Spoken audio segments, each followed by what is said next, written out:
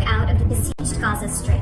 After blowing through Israel's high-tech fence, they attacked several of the surrounding military bases and overran them, before moving on to Israeli communities near the border. At least 1,300 Israelis were killed and dozens were captured and taken into Gaza to be used in a future prisoner swap. Many of the dead were deemed civilians under international law, and children were also among those killed. Many governments have rallied behind Israel, which has already bombarded Gaza with airstrikes, flattening neighborhoods and killing at least 1,900 Palestinians at the time of this recording. Israel has also cut off water, electricity, fuel, and food to the people there and declared a total siege. So why did Hamas attack Israel? A lot of the condemnation of the Hamas attack has called it unprovoked, but is that accurate? Now, the purpose here isn't to condone or justify it. It's to understand why it happened, because if we don't, then it's more likely that we'll see this happening over and over again. While things may have been calm and normal for Israelis until then, for Palestinians, daily life was intolerable pain. In fact, for 16 years, Gaza has been under an Israeli siege so severe that it's often called the world's largest open-air prison. The Secretary General of the United Nations has described Gaza as hell on earth. And way back in 2012, the UN warned that if Israel's policies in Gaza didn't change, this tiny strip of land that's one of the most densely populated places on earth would become unfit for human living by 2020. It's now 2023. And in fact, analysts who had been paying attention were trying to sound the alarm, that things were getting worse, that the status quo was getting more and more untenable, that an explosion was inevitable.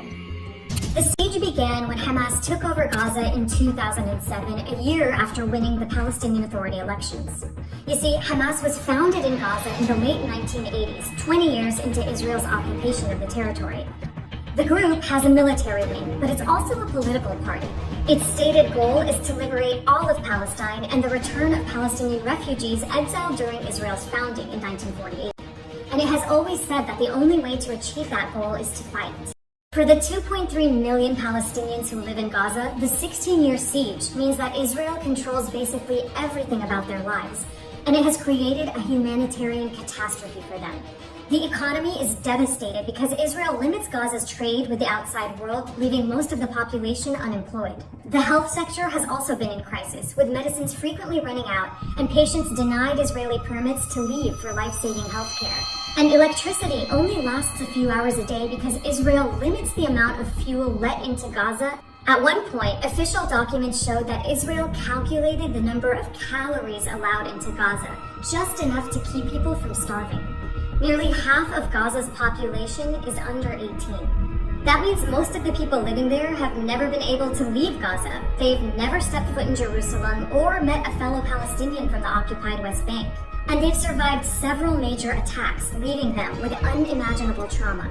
Tens of thousands of homes and buildings were targeted and destroyed by Israel during these assaults, which left thousands of Palestinians dead.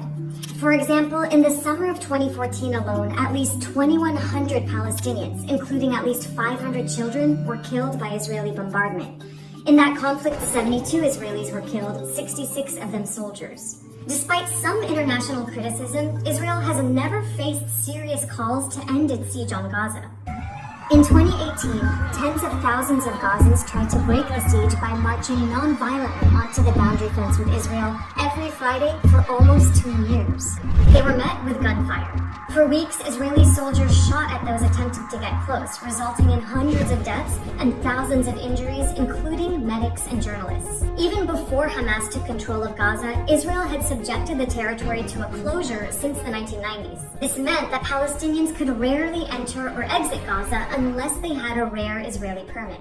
This policy is part of a larger Israeli military occupation of Gaza and the West Bank that's now lasted more than half a century. Multiple human rights groups around the world have found that Israel actually runs a system of apartheid with separate laws for Israelis and Palestinians. Ultimately, this means that Israel is a state that, based on ethnicity, denies citizenship and rights to the millions of people over which it rules, i.e., the Palestinians. Under international law, Israel's occupation, which is now in its 56th year, is illegal, and apartheid is a crime against humanity. Meanwhile, the occupied West Bank is ruled by Hamas's political rival, the Palestinian Authority, which rejects confrontation with Israel, hoping to end the occupation through US-led peace talks. But since those peace talks began 30 years ago, Israel has only expanded its illegal settlements on Palestinian land, and the occupation has become more entrenched. Time and time again, Palestinians have seen that negotiations, peaceful marches, and other non-violent means of protests have not gotten them any closer to achieving freedom and rights. In the meantime, the overall situation for Palestinians living under Israel's occupation has steadily gotten worse. The current Netanyahu government, the most right-wing and anti-Arab in Israel's history, includes leaders who have openly called for the renewed ethnic cleansing of Palestinians and the destruction of entire Palestinian towns. In 2023 alone, they've incited several attacks on Palestinian villages in the West Bank, attacks that even Israeli observers refer to as pogroms, referring to the anti-Semitic rampages suffered by Jews in Eastern Europe. Armed Israeli settlers smashed homes, burned cars, and set fire to fields. When Palestinians tried to defend their property, Israeli forces shot at them, both with live fire and rubber-coated bullets, as well as tear gas. Israeli politicians and settlers have also repeatedly entered the Al-Aqsa Mosque in Jerusalem, the third holiest site in Islam, where Israeli forces have attacked Palestinian worshippers. By the way, they've been open about their attempts to destroy the mosque and build a new Jewish temple atop it. And the number of Palestinians killed by Israeli soldiers and settlers in the West Bank hit a 20-year high in 2023. The scale of the Hamas attack was unprecedented in the Israeli-Palestinian conflict. While dis and misinformation has spread widely in the aftermath about precisely what happened, there's no doubt that Israeli civilians were targeted. It's important to remember that Israel has one of the best equipped militaries in the world and the backing of many Western governments. That's why it's always been able to inflict far more death on Palestinians than vice versa. This has been the case ever since the state was founded in 1948, when it used that force to expel most Palestinians from their homes in what became Israel. In fact, around 2/3 of people who live in Gaza are refugees or their descendants. Many of them come from towns and villages just across the boundary fence.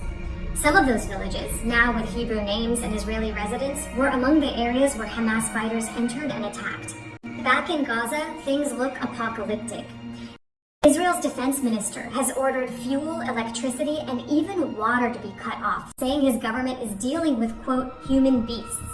The only power plant in Gaza has officially run out of fuel, leaving 2.3 million people with no electricity and in the dark. With fighter jets, artillery, and warships under his command, it's expected that the already massive Palestinian death toll is only going to climb.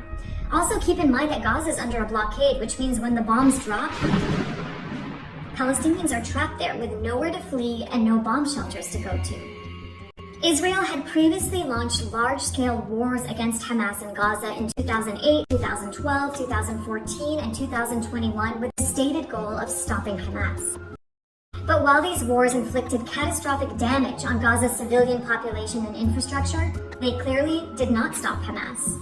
A military solution has not worked. Israeli journalist Gideon Levy just wrote in Haaretz, Israel can't imprison 2 million Gazans without paying a cruel price.